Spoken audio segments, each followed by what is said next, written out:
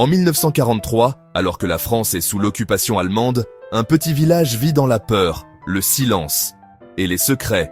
Mais un homme, un seul, ose se dresser. Il s'appelle Julien. Il est résistant et il vient d'être trahi. Julien, un jeune instituteur discret, cache des messages codés sous les planches de son bureau. La nuit, il sabote des lignes téléphoniques allemandes et aide des aviateurs alliés à fuir. Il agit toujours seul. Seule Clémence, une amie d'enfance et infirmière, connaît son secret. Le village murmure. On le trouve étrangement silencieux. Un regard trop appuyé. Un mot trop bas. Le danger approche.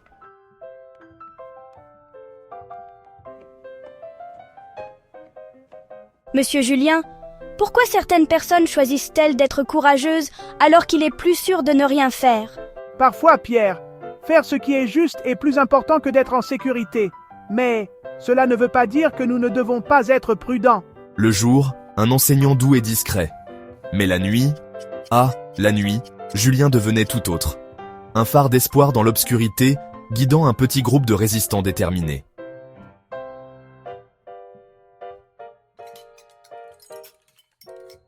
Vous voyez, dans un monde de silence, Julien avait trouvé sa voie. En un temps de peur, il avait trouvé son courage. Nuit après nuit, Julien menait sa guerre silencieuse. Professeur le jour, gardien de la liberté la nuit. Mais à chaque acte de défi, l'étau se resserrait. Julien, fais attention. Le nouveau commandant allemand n'est pas comme les autres. Il est bien plus cruel. Il faut que je le fasse, Clémence. C'est pour nous tous. Même les héros ont besoin d'un confident. Pour Julien, c'était Clémence, son amie d'enfance, la seule à connaître son secret. Reste tranquille. Je reviendrai quand il sera sûr de te déplacer. Merci. Que Dieu vous bénisse. Ainsi, dans l'ombre de l'occupation, une lueur d'espoir vacillait. Mais comme toute flamme dans l'obscurité, elle risquait d'attirer des regards indésirables.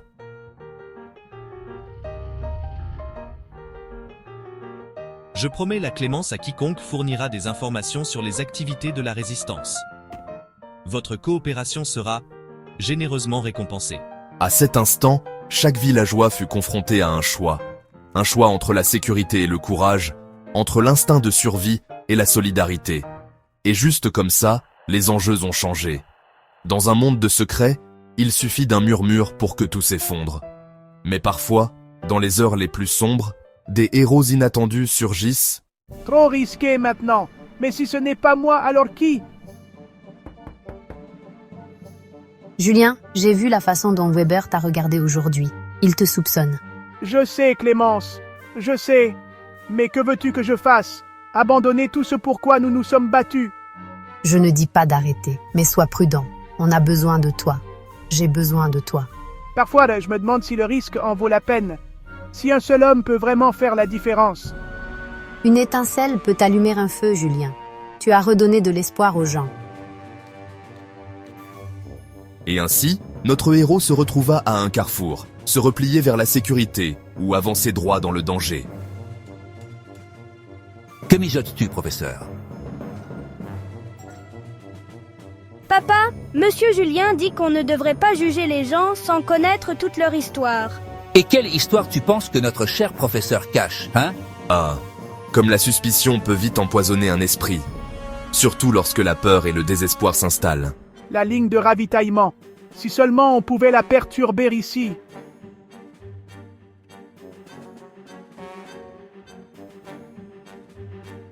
Vous travaillez tard, monsieur? Quelle dévotion? Je corrige simplement des copies, Herr Hauptmann. L'éducation des enfants ne doit pas souffrir, même en ces temps difficiles. En effet, l'éducation est si importante. Elle façonne l'avenir, n'est-ce pas? Parfois, mes amis, les plus grandes batailles ne se livrent pas avec des armes, mais avec des mots et de l'esprit. Pour vous tous, pour la France, pour la liberté.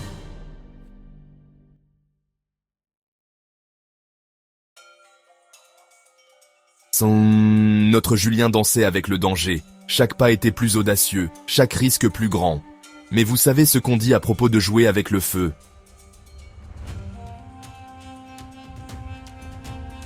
Mais quel choix ai-je? Ma famille, elle doit manger. Papa, pourquoi tout le monde chuchote à propos de Monsieur Julien? Il y a des choses qu'il vaut mieux ne pas dire, Pierre. Maintenant, va aider ta mère. Ah, comme un homme désespéré peut justifier les actes les plus sombres. Mais même au plus profond du désespoir, il y a toujours un choix. Ah, monsieur Henry, qu'est-ce qui vous amène? J'ai des informations à propos de la résistance. Et ainsi, en quelques mots murmurés, les dés furent jetés. Les rouages du destin se mirent en marche. Julien, je t'en prie. C'est trop dangereux maintenant. Le piège se referme. Si ce n'est pas maintenant, alors quand? Si ce n'est pas nous, alors qui? On ne peut pas laisser la peur gagner, Clémence.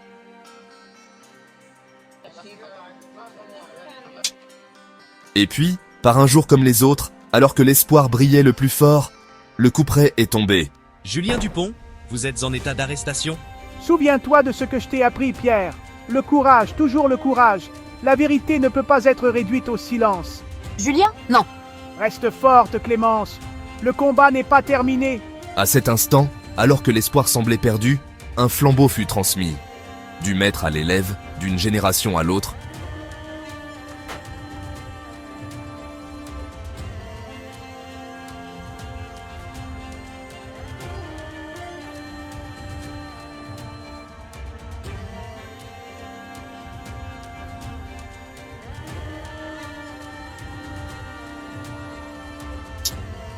Car voyez-vous, les idées sont par balles, et le courage est contagieux.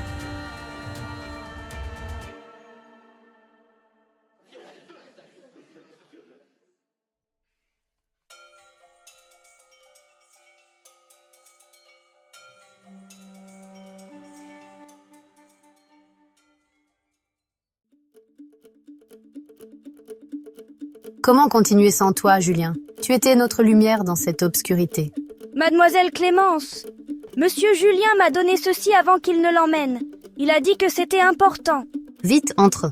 On ne doit pas nous voir. C'est un code et des instructions. Pierre, tu sais ce que ça veut dire? Monsieur Julien nous a fait confiance pour poursuivre son œuvre. Il croyait en nous. Mais est-ce qu'on en est capable? C'est tellement dangereux. Ah, comme la plus petite graine d'espoir peut fleurir dans la terre la plus aride. Et ainsi, notre duo improbable a marché dans les pas de leur héros disparu.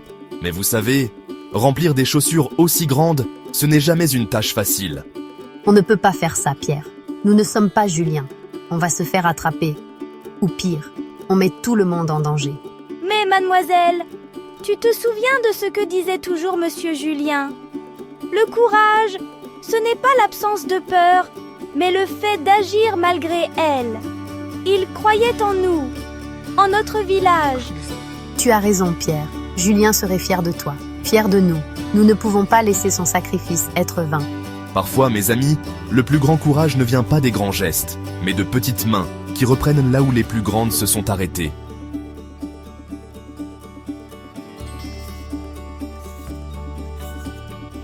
Rappelez-vous du plan. On entre et on sort, vite et discrètement. Si quelque chose tourne mal, on s'enfuit. Pas d'héroïsme.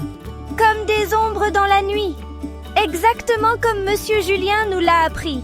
À cet instant, avec le danger si proche qu'ils pouvaient en sentir le goût, nos héros ont dû faire un choix.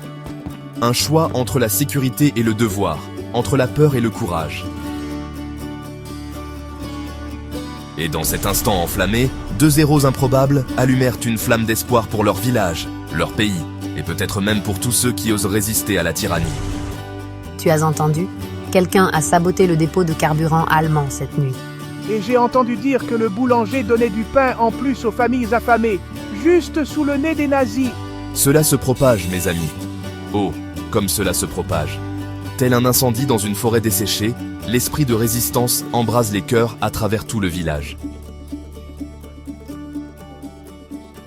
On l'a fait, Julien. On fait vivre ton combat. Regarde ce que tu as commencé.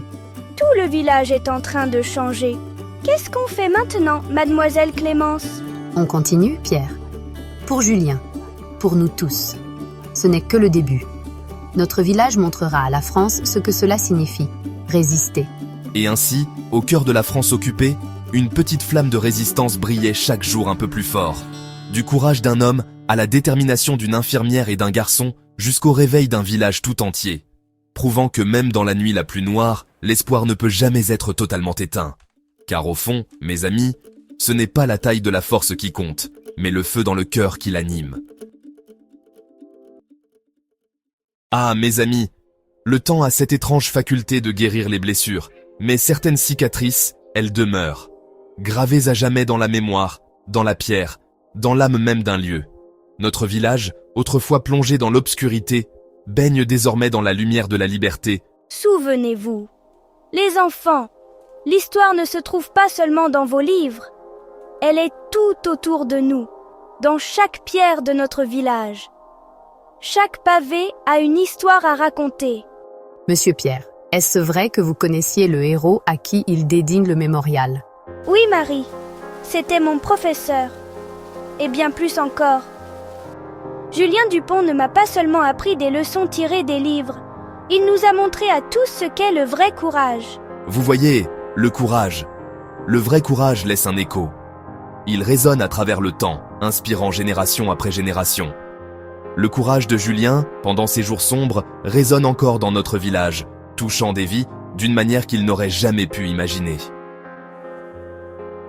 Aujourd'hui, nous rendons hommage à un homme qui a tout donné pour notre liberté.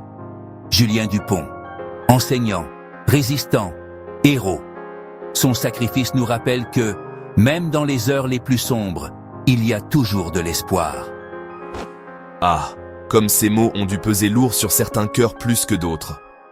Il faut plus de courage pour pardonner que pour se venger. Une leçon apprise à un prix élevé, mais qui allait façonner l'avenir de notre village. Et à cet instant, on pouvait presque sentir les dernières blessures du passé commencer à se refermer. Le village, autrefois divisé, se tenait désormais uni sous le regard bienveillant de son héros disparu. Julien nous a appris que le courage, ce n'est pas l'absence de peur. C'est faire ce qui est juste, même quand on a peur.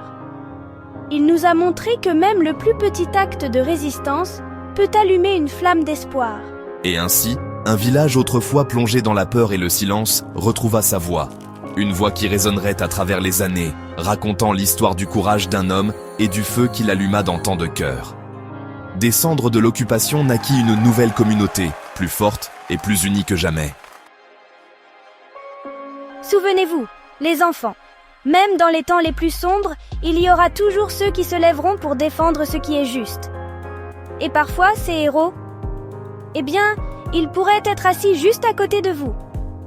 Chacun de vous a le potentiel de changer le monde, tout comme Julien l'a fait. Car voyez-vous, mes amis, le véritable héroïsme ne meurt jamais. Il vit dans chaque acte de courage, chaque prise de position contre l'injustice, chaque instant où nous choisissons la lumière plutôt que l'obscurité. L'esprit de Julien vit en chacun de ses enfants, en chaque villageois qui se souvient et honore son sacrifice. Et dans un petit village de France, il était une fois un enseignant nommé Julien, qui donna une leçon que l'on n'oublierait jamais. Son courage, son sacrifice, devinrent les fondations sur lesquelles une nouvelle génération construisit sa vie. Car au fond, ce n'est pas la grandeur de l'acte qui compte, mais la grandeur du cœur qui l'anime. Le cœur de Julien était assez grand pour changer le cours de l'histoire, pour allumer une flamme qui brûlerait pendant des générations. Et cela, mes amis, est une leçon pour tous les temps. Une leçon de courage, de sacrifice, et de cet esprit humain indomptable qui ne peut jamais être totalement éteint. Fin. Mais souvenez-vous, chaque fin n'est qu'un nouveau commencement. Dans l'histoire de notre village, dans l'héritage de Julien Dupont, nous puisons le courage d'affronter chaque nouveau jour, de défendre ce qui est juste, et de faire briller la flamme de l'espoir. Souvenez-vous, mes amis, face à l'obscurité, soyez la lumière. Dans l'ombre de la peur, soyez le courage.